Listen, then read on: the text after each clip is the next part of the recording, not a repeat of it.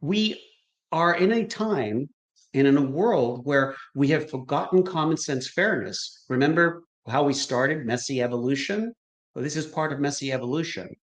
I think in the way we evolve, we seem to forget about fairness. We tend to evolve selfishly. And we are doing that right now. And it's a shame because, you know, it was so funny. I used to remember when I was growing up thinking that all the casinos, when they went to digital slot machines, would all cheat.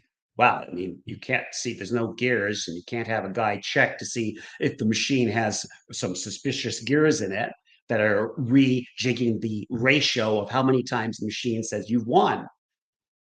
But it turns out that the gambling companies soon discovered that true random was their best buddy. To make it absolutely random, they made the best machines because the machine was in favor of the house because true random was always in favor of the house. So again, you can't judge a book by its cover. And what you suddenly realize when you really explore things is that it's not always what you think it's going to be. So for me, I think if we treated social media fairly, and if we actually allowed all the advertising revenue to come in on all sides, and we actually gave everyone a fair chance, A, these social media companies would continue to grow, and B, there would not be the discourse we have in the country right now. But because our our ability to see media for our mobile phones is now biased by companies that are deciding what you can and cannot see. Our actual access to real information has declined. And now we're dealing with something that's in the book called truth decay.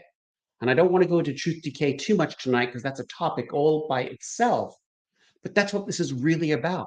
You don't believe me because you now have enough evidence to suggest that if I don't say every word that you agree with, there you maybe should not agree with me because you're so out of the habit of listening to counter views and learning how to negotiate and compromise around opposing views because the device has biased you to only receiving great information. I know that was a complicated way of describing it, but we are creating the engine to make us hate each other.